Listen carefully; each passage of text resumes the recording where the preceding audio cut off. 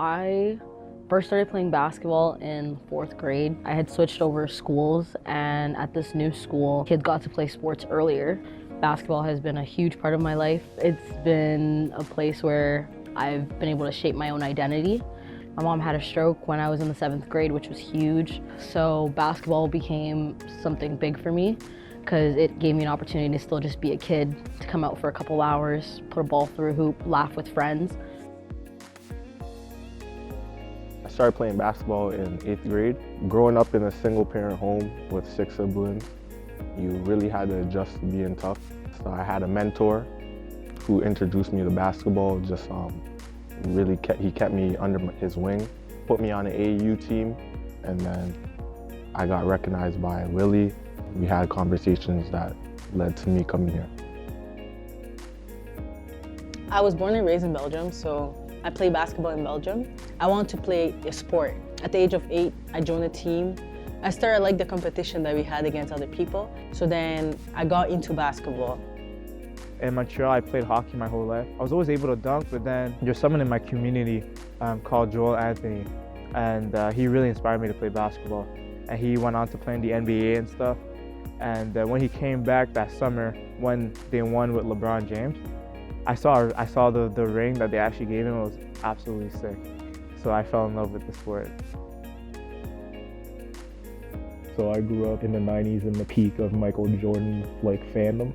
So that was the thing that captivated me as a basketball player. And till this day, if there's anything that is competitive and there's a ball that has to bounce or go into an object, I'm gonna be into that. He's a black head coach, and that's one of the reasons I came here. He always preaches about confidence, having real confidence on and off the court.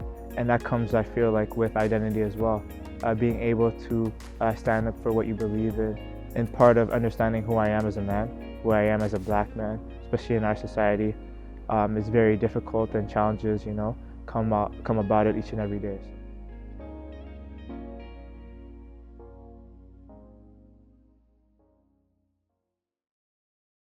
I'm of Congolese descent. I was actually born in the Congo as well. And I try to keep up with my culture through introducing my friends to the culture as well. In my culture, we speak French, so I do speak French with some of my teammates. When there's people that speak French, I try to speak French as much as possible. I'm a Nigerian Canadian at first, and that's the household that I grew up in. It was a struggle at first because I did all my education in French, and then coming to Brock, it's in English. That was a bit of an adjustment. My family, they take pride in their character and who they are. Self-identity is very important to us as well. And just being a black man and understanding what that entails into the real world. So I have a couple teammates that speak French as well, which is refreshing as well. I'm lucky, I'm bilingual. French is my first language, English is my second, or really third, because I would say Creole is my second.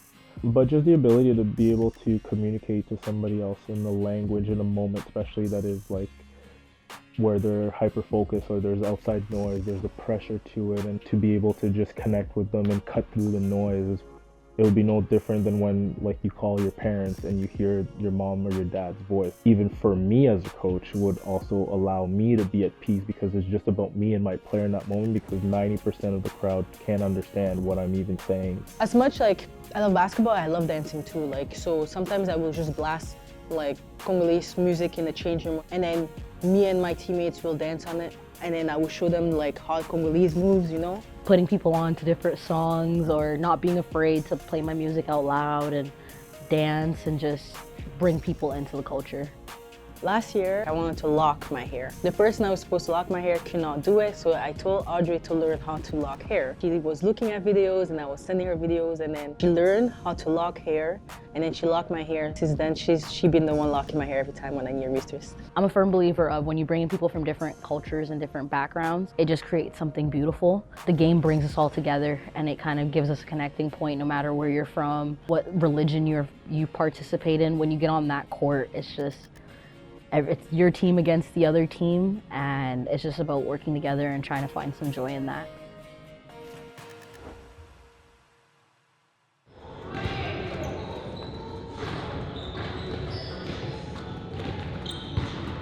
I felt it more in hockey than I did in basketball. I've had the N-word cussed at me. I've had a lot of things in hockey, especially in Montreal. I don't think I ever had a black teammate in hockey. I've had coaches slow things down when they try to speak to me, but they won't do it with other kids. Or I've been told I speak well for a Black person. I'm not as aggressive. I'm a well-behaved Black person. There was a complaint made, and I think that what I was defined as being on the sideline would not have been what I would have been called had I been of a different background. But I think because of my presence, my color, that there's something that has to do with that, that if I do it, it seemed like aggressive, but if someone else were to do it, it would almost seem as if like, oh, they're passionate. Like a lot of people would just be like, touch your hair without asking, or like make some weird comments about your hair instead of just asking the question. Like sink it in and be like, okay. So it's better to like inhale it, come back, and then if she does it again or he does it again, then to address the situation. I've grown a lot, especially because of that sport. I remember one day coming home like very angry and very sad. And my mom was like, what are you sad about? Like, you have the privilege to go play or do something that you love each and every day. And a lot of kids don't have the opportunity. So, you know, own it, embrace it, and then you can't let other people impact who you are as a person. I grew up watching my mom hear things, take a deep breath, and move. And I've just done the exact same thing. I try really hard to control and to take that deep breath, because I know if I react out of my emotion, that's exactly what they want me to do. And I just refuse to feed into the narrative of the angry Black women. We're all humans, but just giving myself that second to really just feel it by myself before reacting has really helped me navigate through any spaces that I've had problems with. Just remind myself how I got here. As long as I stay true to myself and believe in myself, like no one's gonna get to my head and just affect the way that I go on with my success in the sport. So.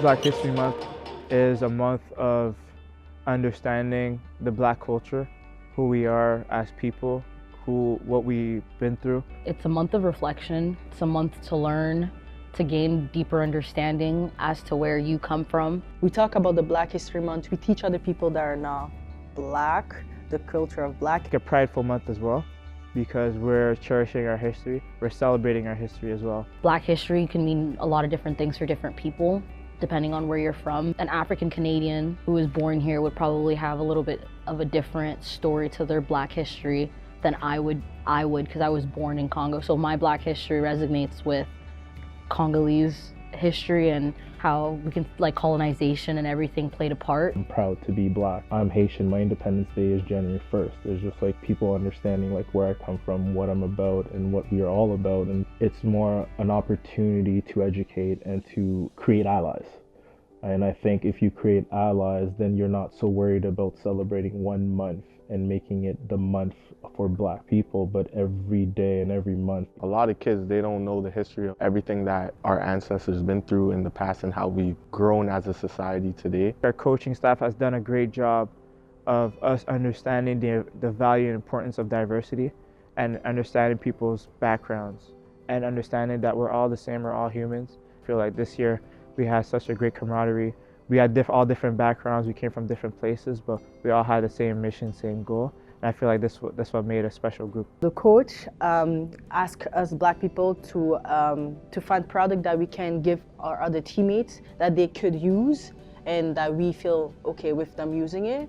And she made like a little basket having all the stuff inside, and then we give them out. And there was also a barcode where they can scan and then have some like more information about Black History Month. This is past eras if you look, and now you look at our team and there's just way more diversity because there's been more opportunities provided to athletes. This year you've come to our game. Like you have Javon Brown behind the bench, you have Kavon Ellis across the bench, you have Isaiah Bujojo who's recovering from an ACL surgery like on our staff. I think that's also the world that I want to build, is a world where our athletes and society is not thinking about the color of their skin and where they come from, and they're more thinking about the things that they bring to a community, to a team, to a company, to anything that they do, because they're prideful in the skill sets and their intelligence, their character, their toughness. In 2020, when that George Floyd incident happened, and again, it was in the middle of COVID, I was sitting at home.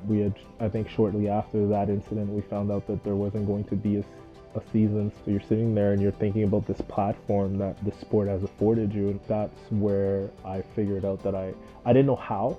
I just figured out that I wanted to be a part of change. Department Brock Sports wanting to be a part of that change, and them being open to some of those initiatives. We sell shirts. The shirts end up contributing towards the scholarship for Black student athletes and just Black students here at school. I believe that our team tried to do a good job of learning a little bit more, and it not just being a shirt that you put on in February and then take off afterwards. It's a time where everyone can come together and understand the Black heritage and celebrate our culture as well, and bringing everyone from Brock together for the game, and then just everyone emphasizing that, you know, we are one as well. We are all the same. Like, I'm not a mushy, emotional person, but I do think that love is one of the most powerful things in the world. And if you can do things with love in the back, I think that you do it for the right reasons.